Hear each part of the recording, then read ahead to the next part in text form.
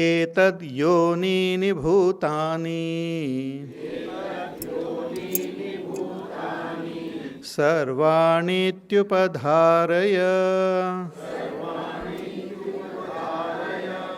अहं कृष्णस्य जगतः प्रभवः प्रलयस्तथा एतद् योनीनि भूतानि सर्वाणीत्युपधारय अहं कृष्णस्य जगतः प्रभवः प्रलयस्तथा. हाँ, एतद् योनीनि भूतानि.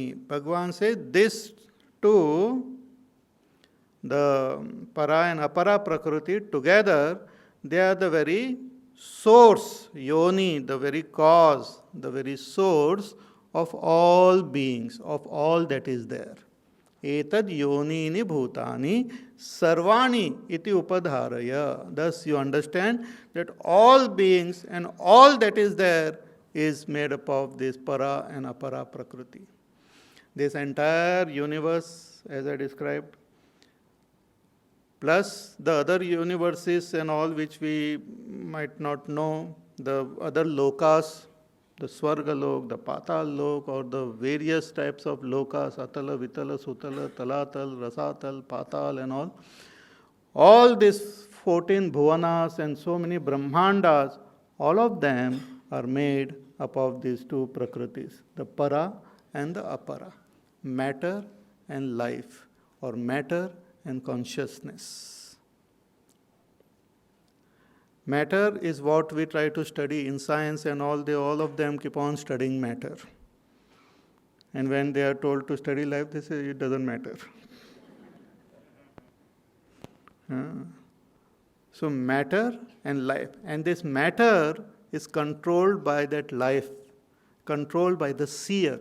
And in subtler science, and nowadays actually with quantum mechanics and all, they have understood that what I see is controlled by the seer.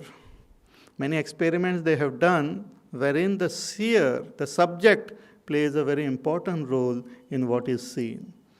The subject can control and can modify what is seen. This we do at the individual personal level in our dream. Even before going to sleep, the very thoughts which we have or the feelings which we have, we give it form in our dream. Sometimes we create the whole picture in our dream. I become God of my dream. And in order to create that dream, I use matter and that life force to create all that is there in my dream. In the same way, this entire cosmos which we experience and all the beings, right from a tiny little bacteria to all the giant elephants to human beings and even the devatas and other lokas and other beings of the other lokas, everything is made up of this para and apara prakriti, which is nothing but nature of God. So the entire cosmos which we experience is nothing but God. Apara prakriti and para prakriti of Bhagavan. All of us are sitting and eating and walking in God only. Our body, our mind is made up of Bhagavan's apara prakriti, and that life which is pulsating in us, that because of which we are conscious of this world, that is Bhagavan's para prakriti. But deep within this para and apara prakriti is that God who is beyond both this prakriti, who is nameless, formless, beyond all comprehension. But when He manifests in the form of this para and apara prakriti. Just as yesterday I gave the example of fire. Fire in wood is incomprehensible. We can't see the light of fire nor the heat of fire when it is in the wood. It is so nice to hold the wood. But once that wood expresses as fire, you won't be able to hold it. So that fire, when it expresses light and heat. Similarly, God, when He expresses, Brahma, when He reveals Himself, He reveals as Para and Apara Prakriti.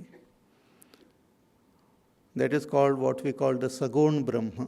Sagun means Brahma with form, Brahma with qualities.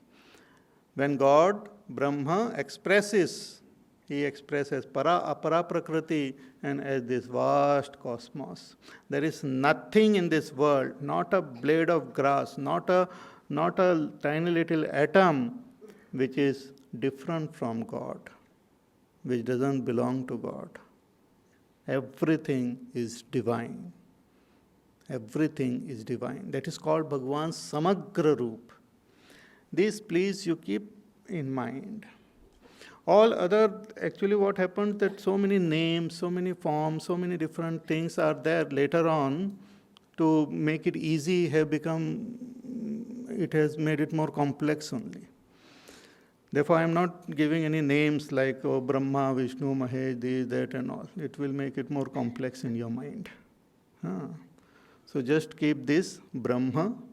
That Brahma alone has got this twofold Prakriti, the Para and the Apara, or my left hand I will use for Apara and Para. And that Brahma, along with this Apara and Apara Prakriti, is also called Ishvara. So it's called Ishvara. And the part of that Ishvara is that Jiva, who is also Ishvara in his miniature form, you can say. Ishvara Private Limited. All of us are Ishvara Private Limited. Trying to be different from Ishvara. Just like our body. There are billions and millions, I don't know, I have not counted. The cells which are there, they are also part of me only. But sometimes they feel they are independent. हम तो कुछ भी करेंगे. की फर्क पैंदा. Then it becomes difficult for the whole body. Because the whole body has to function as one unit. If there is some cells misbehaving, then it has to be removed. Similarly, all of us, the entire cosmos is a grand body of God.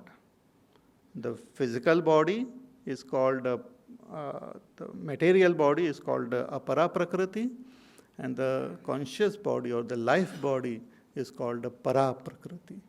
One God is moving around in this world, playing, that itself is called this whole cosmos.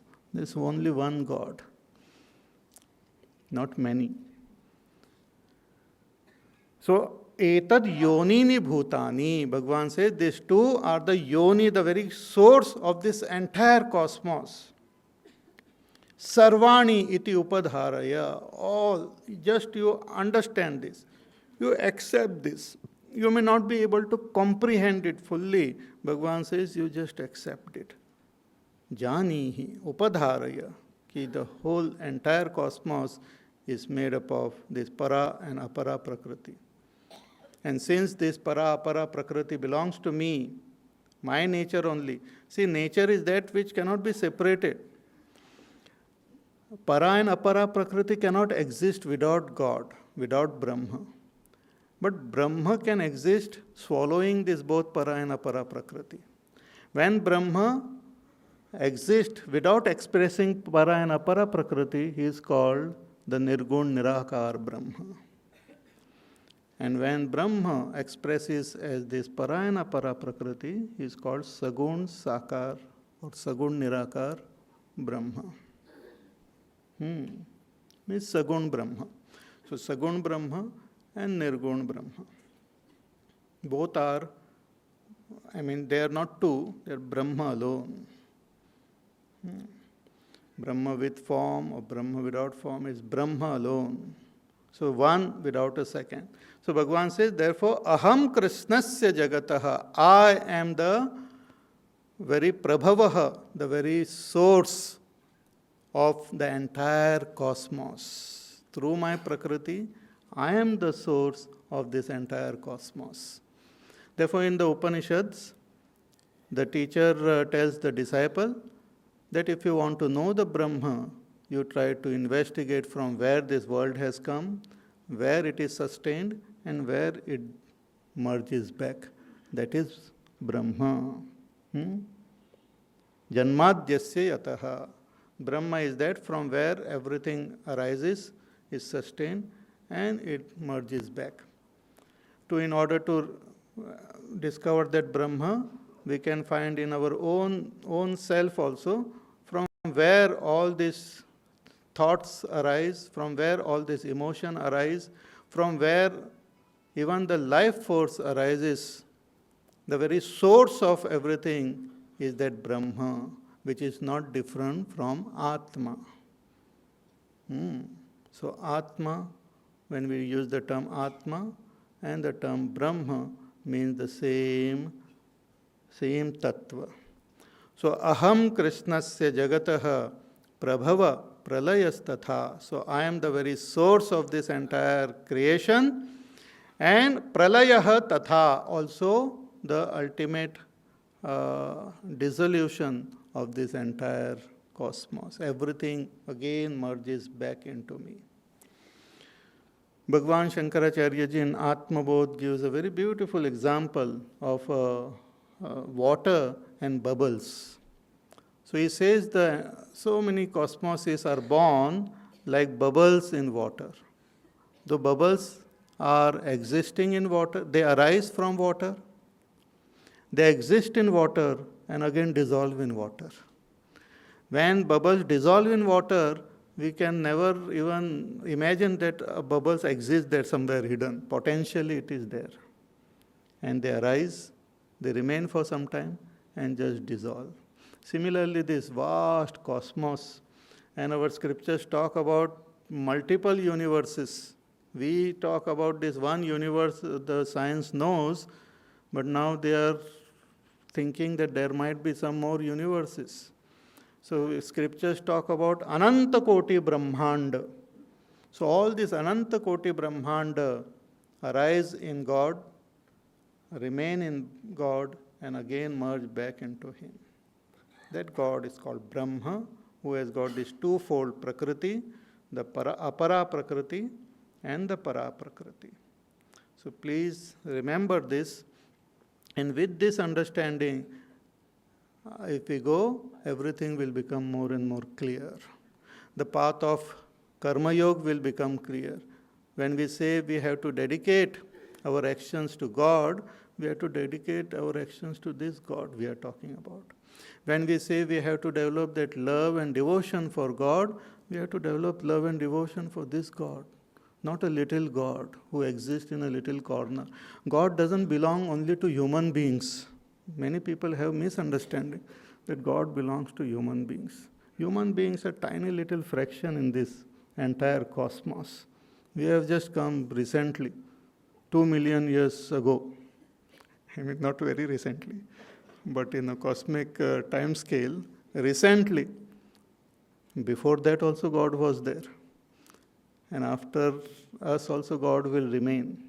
He doesn't belong to.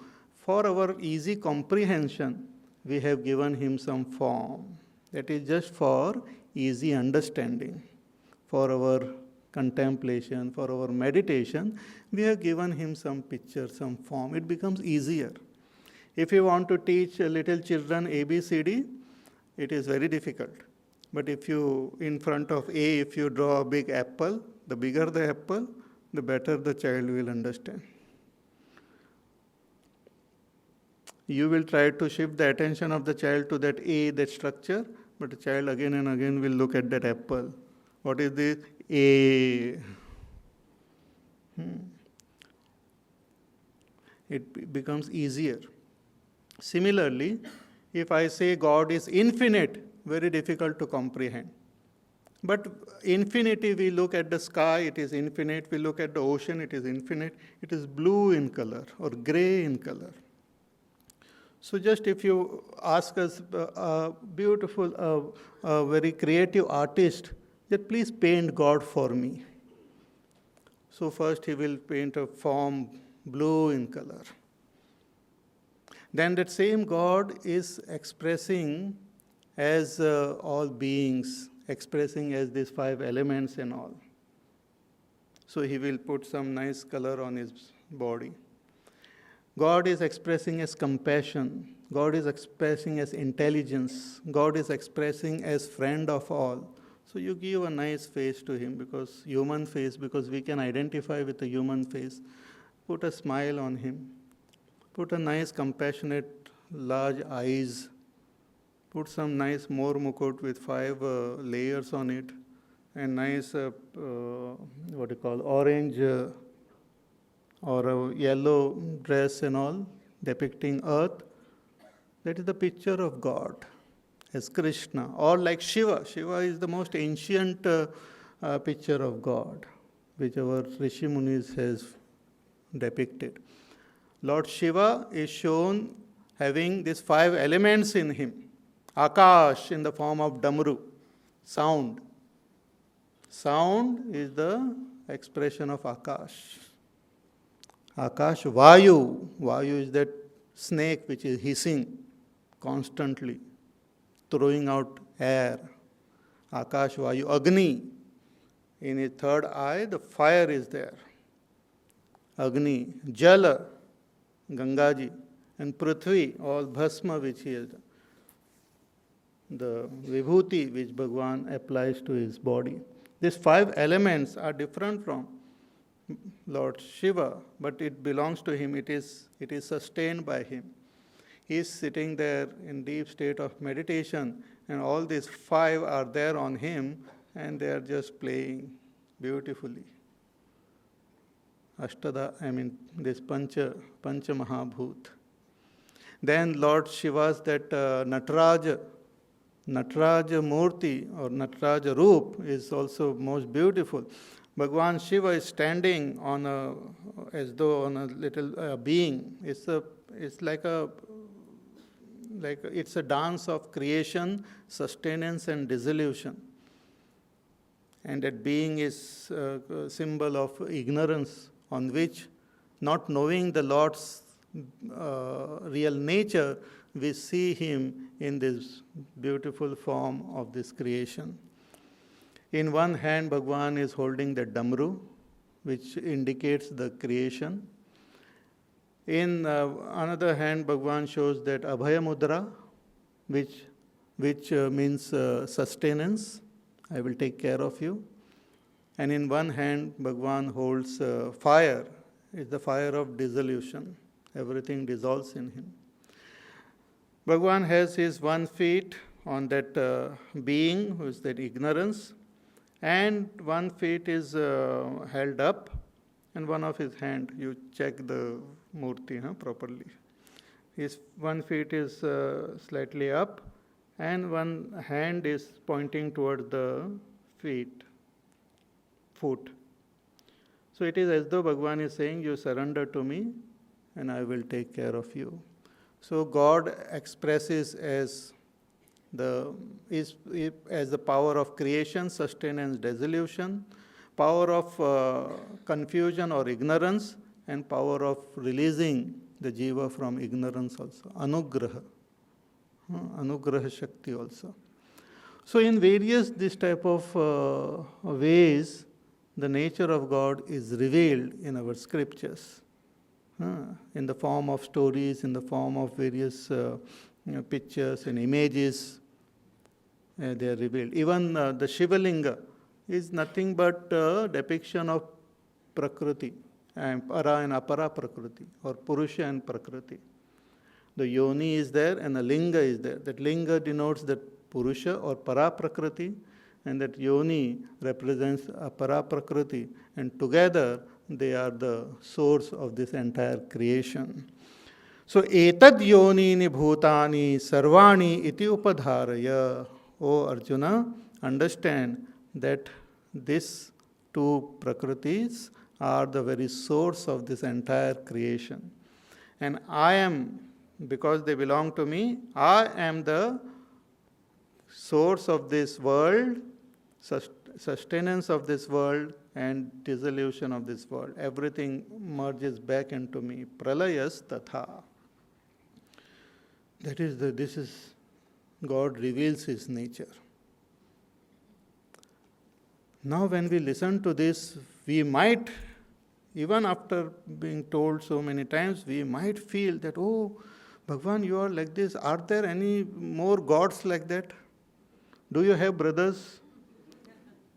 Do you have a father? Do you have children? Do you have some neighbors and all? Are there other gods?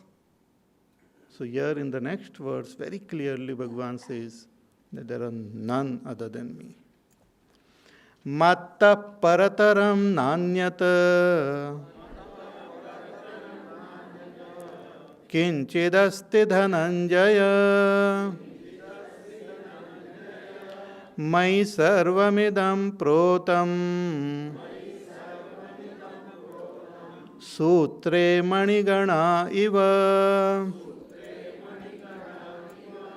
matta parataram nanyata kinchidasti dhananjaya mai sarvamidam protam sutre manigana iva.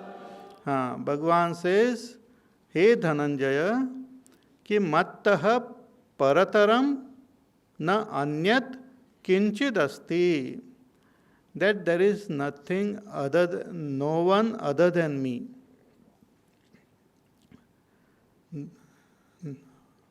Other than me as Ishvara, there is no other being, there is no other matter, there is no other world other than me. That's called Ek. Ekonkar. One without a second. God is one and everything is expression of God. Since the whole world is God. If a person says that I have not seen God, he doesn't know what he is saying. Everything is God. If you have not seen God, just look into the mirror. You will see God smiling at you if you smile. You look at anyone, is God only. But only a fractional roop of God we see. We have to understand God in His cosmic form. All the entire cosmos, with the entire space, air, fire, everything, and all the Brahmandas and all the Jivas together is God. Matta parataram nanyat kinchid asti dhananjaya. There is nobody higher than me, nobody different from me, and nobody lower than me also. Parataram, you can say higher than me, anyat, different, or kinchid, even lesser than me. There is no one other than me. I alone am there. And the very essence of this experience of I is that God only. So at present, whatever idam I experience as this is that apara prakriti. The aham which I experience, the pure I consciousness, the pure I awareness is the para prakriti. And when I identify with this I consciousness, meditate upon it, then I transcend this both para and apara prakriti and get established in my own transcendental nature. So, my matta parataram nanyat kinchid asti Dhananjaya, there is nothing other than me, O Dhananjaya, understand. It is one I only playing in this world as this vast cosmos. So we have a beautiful term in our literature called Leela. Leela means play. Leela means play. It is not work. Bhagwan is not working. Bhagwan is not doing something busy. No, it is his play. This whole world with all this, whatever is seen, experience, is a play of that divinity. It's also called Vilas, of that Chaitanya, Chid Vilas. Some philosophers name it a Chid Vilas, play of consciousness. In Bhakti literature, it is called Rasa Leela. Ras means rasa, belonging to rasa. Rasa means happiness. This is the play of happiness. God is of the nature of happiness, raso vaisaha, and the whole world is a play of happiness. So this image, this concept, this understanding one should keep in mind and try to strengthen this understanding in and through all that we do. While working in this world, we should keep this understanding that I am doing this work for this cosmic God, one God. Whether we name him Ram, Krishna, it doesn't matter. Whether we name him Shiva, it doesn't matter. Whether we just call him Om, it doesn't matter. Whatever name you give. But don't consider that God which you are worshipping as one Jiva. If you consider him Jiva, then he becomes a Jiva. You should understand that he is that supreme Lord who is the master of this entire cosmos. So, matta parataram nanyat kinchidasti dhananjaya mai sarvamidam protam. Everything is pervaded by me. Everything is as though like a sutre manigana iva. Beautiful example. Like a thread pervades a mala. Let us say the pushpa mala is there. It is all pervaded by a thread. So just imagine that a mala is there made up of different pearls which are also made up of that thread only. Like sometimes we make mala with ghat maar ke banate hain na. In the good old days they used to make malas like that to do japa. So you have to take a big thread, a thick one, and just you make a knot. Then make another knot, then make another knot. So all these knotty malas, 108 knot, you can again tie them together and that becomes like a beautiful japa mala. So it appears as though there are many these knots are there, but all of them are made up of the same thread. It is one thread which expresses as this entire that mala. Our Pujya Gurudev used to give a very beautiful example that once one child goes to exhibition, art exhibition, and there are beautiful paintings and embroidery and all those things were there. So he goes in one room and there he sees a beautiful embroidered painting was there, what you call that image was there. Mountains and the trees and the sun and the river and the birds flying and the person sitting there and playing that murli and the cow and all those things. Everything was there made up of thread. And one thread was hanging down there. So child had gone to see. So he saw something hanging there. So he pulled it and he started coming. So as he pulled, it came more and more. And as it came, the lower portion of the whole scenery got wiped out. It got dissolved. It got dissolved. And as he pulled more, the feet of the cows started going out. And then he pulled and the belly of the cow also disappeared. And then it reached the river. And he kept on pulling and the boat also disappeared. Then he kept on pulling, the grasses started going down and then the mountains and all. And finally the sky and the bird which was flying also got dissolved and the sun also got dissolved. And the whole thing came down in the form of thread. But if you look into the essence of the thread, it is made up of cotton. So that cotton is like Brahma. This thread is that Brahma along with his Prakriti goes to make this beautiful imagery. So similarly that pure consciousness with his Para and Apara Prakriti forms this wonderful world. Mai sarvam idam